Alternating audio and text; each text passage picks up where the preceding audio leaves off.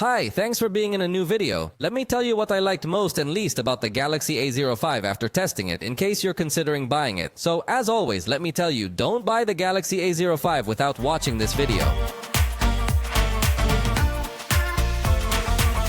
Now, we consider its launch price in Mexico, which has been 2,499 pesos. On the screen, you see the reference price in dollars, although remember that the prices here are not the same as those there. Generally, in Mexico, the prices are a little higher. Let's start with what I like the most. It has a good distribution, so you can find it in many stores, both physical and online, and it will be relatively easy to get it. It also has the standalone application sound function. That is, while you are connected to a speaker, you can have the sound of some applications go to the speaker and the sound of other applications remain in the cell phone. And it also supports the aptX codec for wireless sound. This is something that will allow you to connect headphones with a higher resolution format wirelessly. And usually in inexpensive devices, we usually find only basic codecs. With 2 presses on the power button, you can open the camera. This is something that all Galaxies have and is maintained even on this budget device. On other devices in this price range, it will take a bit longer to open the camera.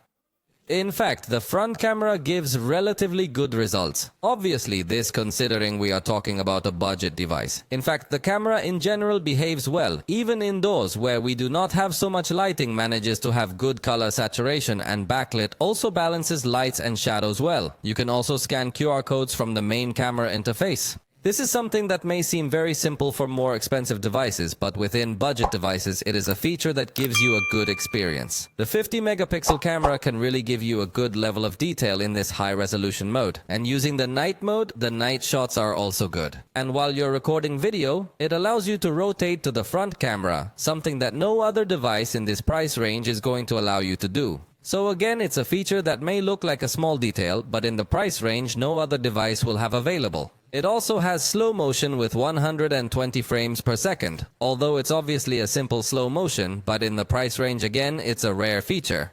It comes with Android 14 and also gives you 2 years of updates and 4 years of security patches. Definitely that at this price, no other manufacturer is going to promise you updates. It also allows you to use apps in pop-up format and has other features like Samsung Kids that will allow you to optimize your experience to a very positive level. Battery life was spectacular on this device, although obviously as a consequence of not being as powerful. But if you're looking for a device that has very good battery life, this is an excellent choice. And for the range in which it competes, MediaTek's Helio G85, we could still consider it a good processor. Consider that this processor other manufacturers still incorporated in much more expensive devices, so it actually gives good experience. But now let me tell you what I didn't like. The screen is very simple. LCD with 60 Hz. There are other manufacturers that at least give us 90 Hz to give a little more fluid experience. In this case, unlike other Galaxy, we have no equalizer.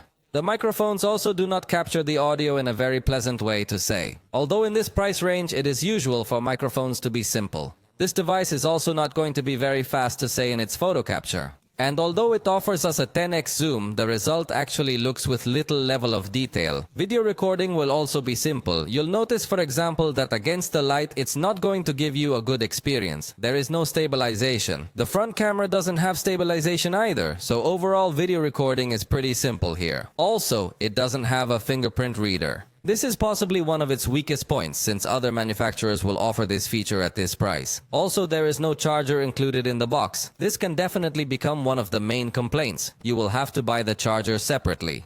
Also, in this case, it is not capable of projecting its screen wirelessly. It is also another of the absences that may come to weigh, because in other devices generally this option is available even though it is a simple projection, but in Samsung is not available. In fact, the option to record the screen is not included either. So although it retains some benefits of being a Galaxy, it also has some other absences that can become very important. If you already bought it, let me know how much it cost you. For now, we have reached the end of this video. I hope you liked it. If you did, you know you can let me know, and I'll see you next time. Sa toas, ayis, aini teni altias.